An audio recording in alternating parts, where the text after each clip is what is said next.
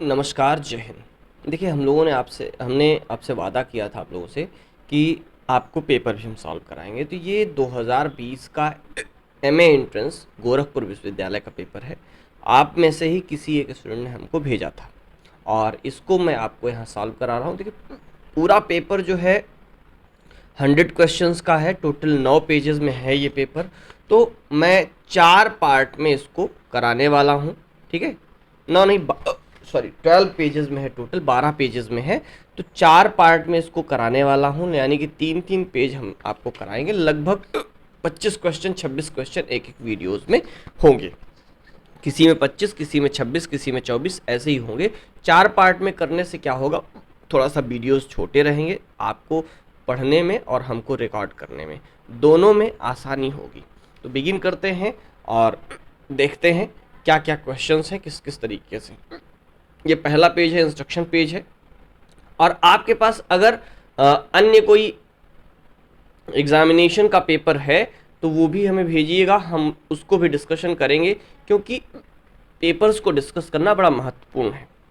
देखिए पहला क्वेश्चन है कि who utters the following lines in untouchable. ठीक है, अनटचेबल मुल्कराज आनंद का नावल है, वहां से ये लाइन है। ठीक है, लाइन है introduce the machine which clears dung without anyone having to handle it, the flush system. Then the sweeper can be forced from the stigma of untouchability. तो ये जो लाइन है, बाखा बोलता है जब उसको इस मशीन के विषय में पता चलता है, फ्लश सिस्टम के विषय में पता चलता है, तब ये लाइनें बाखा के द्वारा बोली गई हैं। ठीक है, ऑप्शन डी इसमें जो है वो सही होगा, बाखा। आगे चलेंगे नंबर, अच्छा एक चीज और ध्यान रखिएगा, इसमें जो ऑप्शंस हैं बहुत पहले से, सारे ऑप्शंस ज़्यादातर में सारे क्वेश्चंस में पहले से टिक हैं। तो ये जो ऑप्शंस टिक हैं उसको आप सही नहीं मानिए, कुछ जगह पर सही है, कुछ गलत भी हैं, क्योंकि जिसका भी पेपर रहा होगा उसने इसको जो सॉल्व किया होगा वही पेपर यहाँ पर मुझे मिला है। तो मैं इसको आंसर जो बता रहा हूँ आप उसको आंसर करिए। देखिए पहले क्वेश्चन का आंसर इन्होंने जिसने भी किया है सही है। दूसरे क्वेश्चन पर आएंगे। The original title of Jane Austen's Pride and Prejudice. Jane Austen का नावल है प्राइड एंड प्रेजुडिस। ठीक है, ये भी गोरखपुर विश्वविद्यालय के सिलेबस में प्रिस्क्राइब्ड नावल है। तो इसका जो ओरिजिनल टाइटल था वो था फर्स्ट इम्प्रेशन। ठीक है, फर्स्ट इम्प्रेशंस जो है प्राइड एंड प्रेजुडिस का ओरिजिनल टाइटल था, बाद में इसका टाइटल चेंज करके प्राइड एंड प्रेजुडिस किया गया है। ऑप्शन सी सही है। यहाँ पर देखिएगा बी पर लगा हुआ है बेनेट एंड डार्सी, ये गलत है। ठीक है, इसका ऑप्शन सी सही है, सी पर आप मार्क कर लेंगे। ठीक, देखें हमारे पास कुछ मार्क करने का विकल्प है भाई। चलो ये हमने सी मार्क कर दिया, फर्स्ट इंप्रेशंस। आगे बढ़ेंगे, चलिए नेक्स्ट क्वेश्चन नंबर 3 है, who is Santiago's hero in Hemingway's the old man and sea. ये जो क्वेश्चन है ये हेमिंगवे के novel old man and the sea से है। इसमें देखिएगा जो उसका हीरो है, जो मेन प्रोटैगनिस्ट है सैंटियागो, उसको उसका अपना हीरो था वो एक जो डी मैगियो नाम का एक फुटबॉल प्लेयर था, वही उसका हीरो था। तो यहाँ पर आंसर भी सी होगा। आगे बढ़ेंगे, नंबर 4 नंबर है, who defined romanticism as the system of strangeness to beauty. ठीक है, स्ट्रेंजनेस टू ब्यूटी, ये एक स्टेटमेंट है, romanticism as addition of strangeness to beauty. ठीक है, तो ये जो स्टेटमेंट है वाल्टर पेटर का स्टेटमेंट है। वाल्टर पेटर ने इसको इस तरीके से डिफाइन किया है। ऑप्शन बी सही होगा, इसमें डी लगा हुआ, डी गलत है। ठीक ना, नेक्स्ट पर चलेंगे हम लोग। अच्छा नेक्स्ट तो अब इधर से आना पड़ेगा हम लोगों को, क्वेश्चन नंबर 5। ठीक है, तो क्वेश्चन नंबर 5 जरा देखिएगा।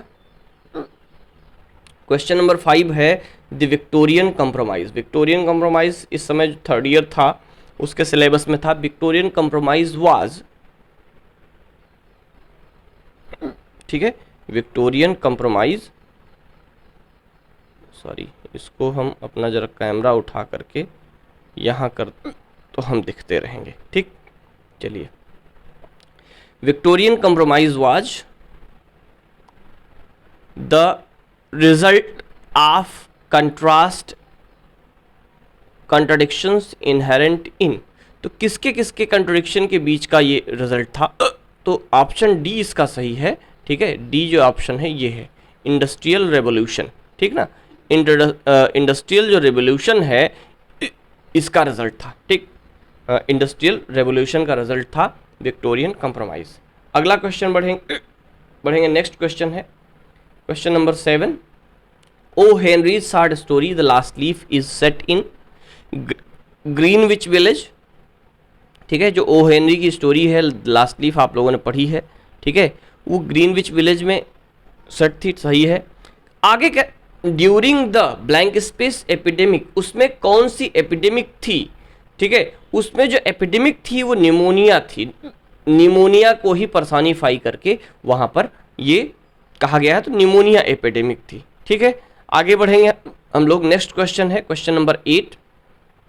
क्वेश्चन है in the first act of Look Back in Anger what domestic activity is Alison, Alison Porter जो इसकी प्रोटेगनिस्ट हैं वो क्या एक्टिविटी कर रही थी, ठीक है। तो जो एलिसन पोर्टर है वो बैठ करके कपड़े इस्त्री कर रही थी, आयरनिंग कर रही थी, और बाकी के जो दोनों मेल प्रोटेगनिस्ट हैं जिमी और उसका दोस्त, ठीक है, वो दोनों बैठ करके न्यूज़पेपर पढ़ रहे थे और डिस्कशन कर रहे थे, ठीक।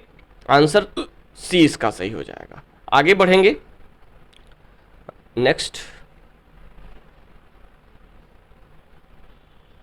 हम इस किनारे पर आ जाएं तो बेहतर है। चलिए, मैकबेथ से क्वेश्चन बड़ा ट्रिकी क्वेश्चन है, क्योंकि जब मैंने भी इस क्वेश्चन को पहली बार पढ़ा तो मैंने तुरंत इसको रिजेक्ट किया, क्वेश्चन गलत है क्योंकि वहां पर किसी सेलर की कोई चर्चा नहीं। सेलर की चर्चा है एक जगह, कहां पर, जो एक्ट 3 है, जब बिचेस का सेकेंड अपीयरेंस होता है वहां पर जो है एक सेलर की चर्चा है जो फर्स्ट विच है वो करती है, ठीक है।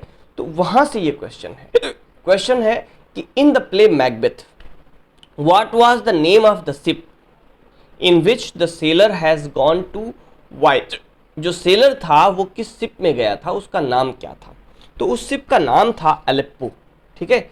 उस शिप का नाम जो था वो था अलेप्पो, सॉरी ये कहाँ गया, ये आंसर सी हुआ इसका, अलेप्पो। क्लियर। आगे बढ़ेंगे। Question number 10। What is the last thing the audience of a doll's house here, ठीक है।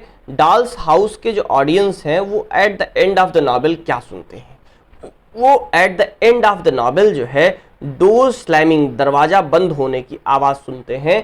आंसर ए सही है। क्लियर। नेक्स्ट बढ़ेंगे क्वेश्चन नंबर 11। क्वेश्चन नंबर 11 है कि the twins in Lord of the flies, Lord of the flies William Golding का novel है, ठीक है। शायद सेकेंड ईयर में प्रिस्क्राइब था या इस बार थर्ड ईयर में था, थर्ड ईयर में नहीं था, सेकेंड ईयर में था, ठीक है। बीए सेकेंड ईयर के सिलेबस में है, तो वो भी आपको पढ़ना है, ठीक। अच्छा, एक बात ध्यान रखिए, जिन जिन वर्क से इसमें है तो वो तो आपको पढ़ना ही पढ़ना है, खूब अच्छे से पढ़ लेना है, ठीक है ना, या जो सिलेबस में सारे के सारे सिलेबस में है आपके। तो देखिएगा, the twins in Lord of the flies, देखिए लॉर्ड ऑफ फ्लाइज में जो 5-6 बच्चे थे, उन बच्चों में 2 ऐसे थे जो ट्विन थे, ठीक है। सैम और एरिक जो थे वो ट्विंस थे। क्लियर। अगला है question number 12। In which country is Macbeth set, Macbeth की सेटिंग किस कंट्री में है, मैकबेथ की सेटिंग जो है वो स्कॉटलैंड में है, ठीक है। Duncan was the king of Scotland, Duncan Scotland का राजा था, स्कॉटलैंड में पूरा ड्रामा सेट है। आगे बढ़ेंगे। क्वेश्चन नंबर 13 पोएम से क्वेश्चन है द टाइगर वॉज पब्लिश्ड, ठीक है। द टाइगर क्या है, tiger was the poem by William Blake, William Blake की पोएम है, ठीक है। द टाइगर जो नया सिलेबस है उस सिलेबस के थर्ड सेमेस्टर में भी प्रिस्क्राइब, थर्ड में नहीं, हाँ थर्ड सेमेस्टर में, ठीक है। थर्ड नहीं भाई, कौन सा सेमेस्टर चल रहा है, सेकंड सेमेस्टर चल रहा है ना, सेकंड सेमेस्टर में प्रिस्क्राइब्ड है, ठीक। सेकंड सेमेस्टर में प्रिस्क्राइब्ड है। The tiger was published in, tiger publish हुई थी, देखिए दो इनके बहुत इंपॉर्टेंट कलेक्शंस थे, सॉन्ग ऑफ इनोसेंस और सॉन्ग ऑफ एक्सपीरियंस। तो जो सॉन्ग ऑफ इनोसेंस है, उस सॉन्ग ऑफ इनोसेंस में ये लैम्ब पब्लिश हुआ था, और सॉन्ग ऑफ एक्सपीरियंस में जो है इनका द टाइगर पब्लिश हुआ था, ठीक है। सॉन्ग ऑफ एक्सपीरियंस टाइगर, आपका आंसर हो जाएगा D, song of experience. Clear. कुछ क्वेश्चन और बचे हैं, उसको भी देख लेते हैं। क्वेश्चन नंबर 16, 16 नहीं, इसके पहले भी है भाई, क्वेश्चन नंबर 14, हाँ ठीक, 13 था, ये 14 है। द कासल ऑफ ओटरेंटो, ठीक है, ये जो है आपके सिलेबस में प्रिस्क्राइब नहीं है। कासल ऑफ ओटरेंटो ये नावल है, ठीक। कैसा नावल है पूछा, किस टाइप का नावल है, तो ये गॉथिक नावल। गॉथिक नावल कैसा नावल होता है, गॉथिक नावल जो होता है थोड़ा सा गॉथिक स्ट्रक्चर से, यानी कि वो जो भूत ऊत वाला टाइप का स्ट्रक्चर होता है, उस स्ट्रक्चर से लिया गया है, तो गॉथिक स्ट्रक्चर से जो है लिया गया है, तो गॉथिक नावल है, ठीक है। क्वेश्चन नंबर 15 देखेंगे। Identify the mismatched pair in the following in terms of the characters symbolize। देखिए ये क्वेश्चन जो है वो लॉर्ड ऑफ द फ्लाइज का क्वेश्चन है। लॉर्ड ऑफ द फ्लाइज में जो कैरेक्टर्स थे, जो बच्चे थे, वो किन चीज़ों को सिंबलाइज कर रहे थे, उसी से क्वेश्चन है ये। तो यहाँ पर देखिएगा, राल्फ रैशनैलिटी को सिंबलाइज करता है, सही है। पिगी प्रैग्मेटिज्म को सिंबलाइज करता है, ये भी सही है। सिमन इनोसेंस को सिंबलाइज करता है, लेकिन जो जैक है वो पिटी को सिंबलाइज नहीं करता है। जैक के अंदर दया नाम की कोई चीज नहीं थी, तो आंसर आपका सी हो जाएगा, ठीक है। क्वेश्चन नंबर 16 पर चलेंगे।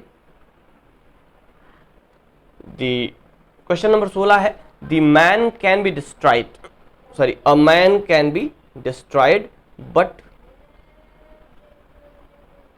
नॉट डिफीटेड, ठीक। अपीयर्स इन, ये बड़ी फेमस लाइन है old man and the sea की, ठीक है।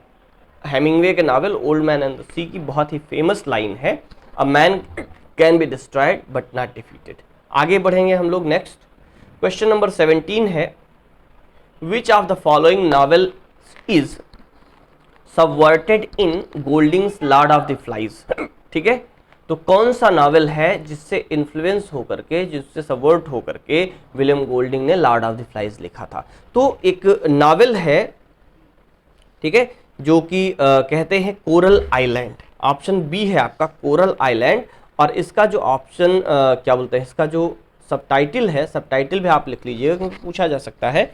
इसका सबटाइटल है a tale of Pacific Ocean, ठीक है, the Coral Island a tale of Pacific Ocean. ये जो है पब्लिश हुई थी 1857 में।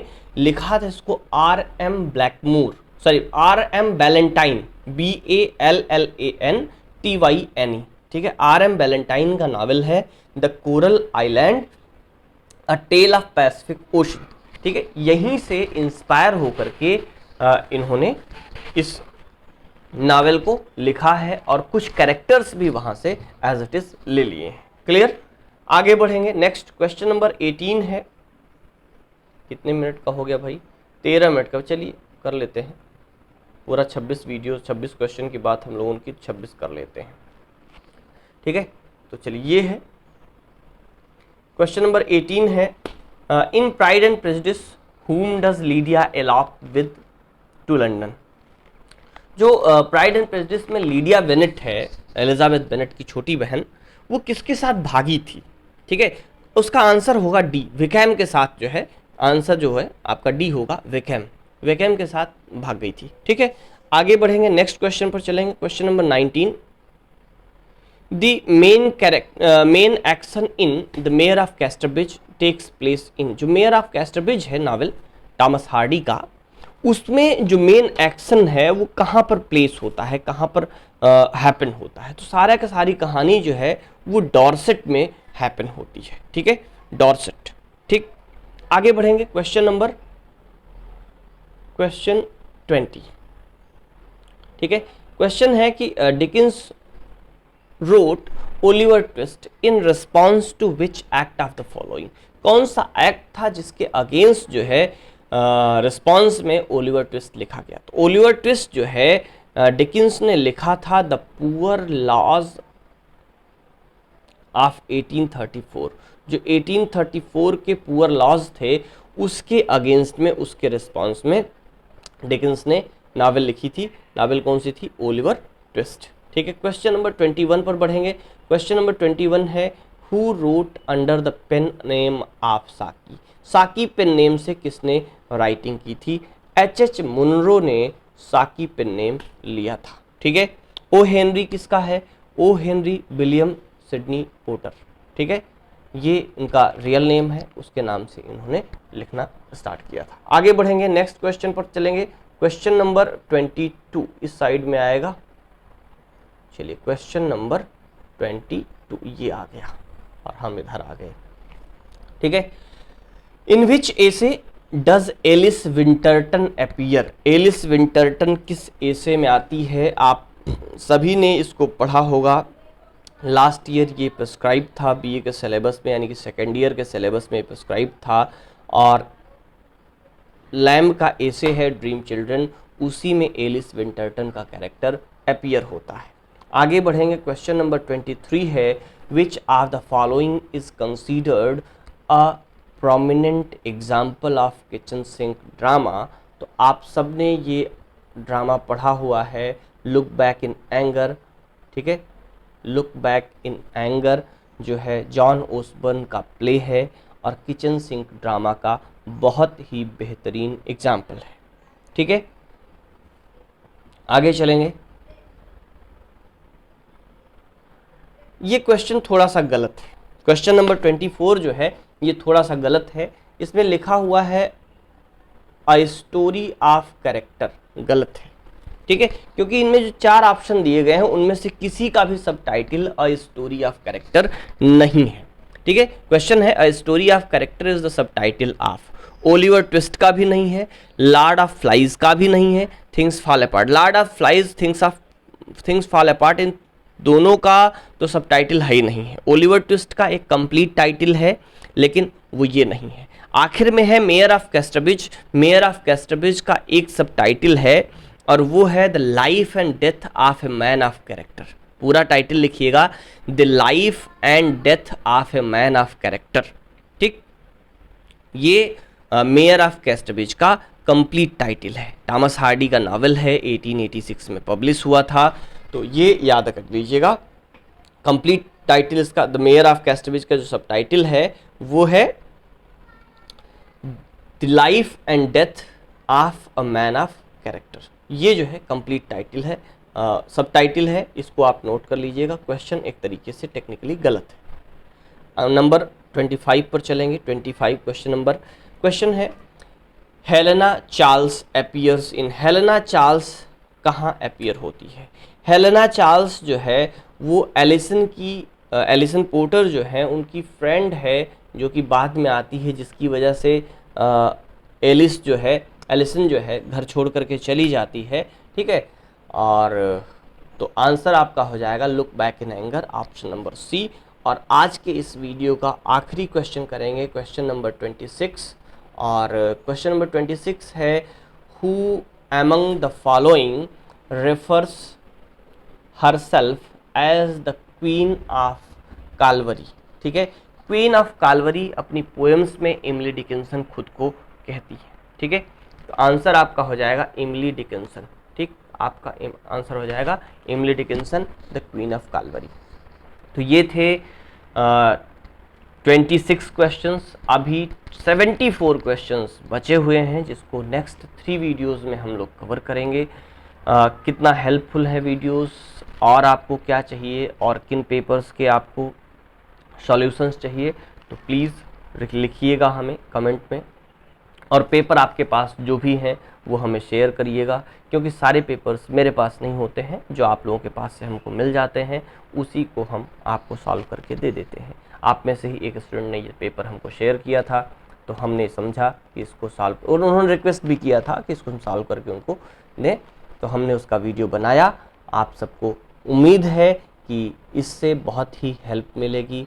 तो इस वीडियो में इतना ही। क्योंकि अभी वीडियो लगभग कितने मिनट का हो चुका है, 20 मिनट का वीडियो हो चुका है।